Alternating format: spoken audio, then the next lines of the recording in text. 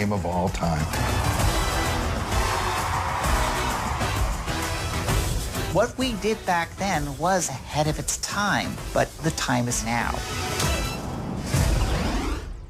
Salut à tous, High Score, l'âge du gaming, c'est la nouvelle série diffusée sur Netflix consacrée à l'univers passionnant en termes de créativité, mais aussi en termes de business, qui est l'univers du jeu vidéo. Donc véritable tour d'horizon entre ce qui se faisait hier, les années 70, c'est-à-dire un milieu un peu embryonnaire, préhistorique, et surtout aujourd'hui, avec la 360, les casques virtuels, bref, une technologie très évoluée. Donc ce documentaire retrace un peu l'histoire du jeu vidéo, mais surtout, alors, revient au tout début. Vraiment, la première partie est très, le mot c'est très touchant parce que tout ce qui débute, tout ce qui se crée, là où tout est à faire est vraiment intéressant, passionnant et touchant. Et on revient notamment sur la création notamment du jeu Space Invader avec Nishikida qui était le créateur, le codeur à l'époque de Space Invader. Il fallait développer des petits aliens. À l'époque, on ne parle pas de graphisme. Le tennis, c'est 2 petites barres avec une petite balle. Donc c'est très modeste, ce qui en fait également tout le charme. On rentre aussi également dans l'univers des premières salles de jeux vidéo où ils inventent le concept du meilleur score.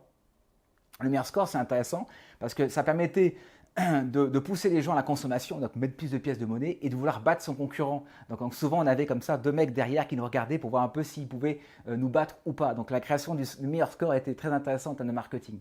On voit également le Pac-Man. Pac-Man à l'époque c'était la folie Pac-Man, ce petit bonhomme jaune là, qui mangeait des fruits dans un labyrinthe, véritable hystérie à l'époque. On voit aussi le premier tournoi de jeux vidéo à base d'Atari 2600 avec une cartouche. Alors écoutez, là c'était vraiment très modeste, mais les gens étaient très passionnés, très dans l'engouement par rapport à la création de cette nouvelle art de vivre. Donc cette première partie est passionnante parce que voilà, elle montre ce que le marché, en tout cas ce qu'était le premier jeu vidéo, et c'est quelque chose d'assez presque artisanal, on va dire.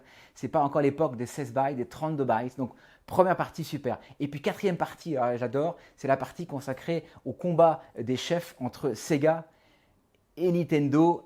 Années 80, début années 80, Nintendo occupe le marché à 100% quasiment, et Sega veut prendre sa place. Et le patron de Sega embauche l'histoire Tom Collins, qui est le patron de Mattel, et lui dit vous devez vendre 1 million d'unités sur le sol américain, et l'unité c'est la fameuse Mega Drive, Formule 1, des consoles 16 bytes, c'est la première, donc fantastique console, et Tom Collins développe une stratégie très intéressante.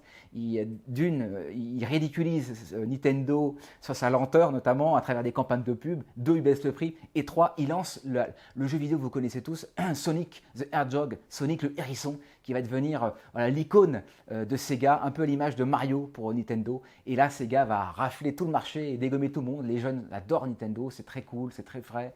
Ils organisent des événements un peu décalés, notamment sur Alcatraz, l'île par excellence.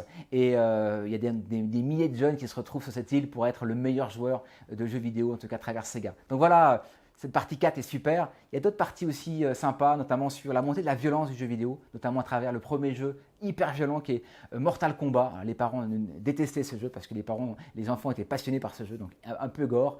Mais Mortal Kombat va aussi ouvrir une nouvelle étape du jeu vidéo et de la violence. Ça, c'est une autre partie. Mais voilà, en tout cas, des passages très intéressants. Regardez-le, c'est bien fait. À titre personnel, j'étais plutôt Sega Mega Drive. Mais dites-moi si vous étiez Sega ou Nintendo. Moi, ça m'intéresse. Et surtout, dites-moi aussi si vous avez aimé ce reportage et ce que vous en avez pensé. Donc voilà, High Score, l'âge d'or du gaming en 6 parties sur Netflix.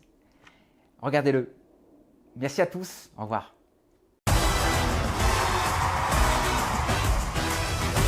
What we did back then was ahead of its time, but the time is now.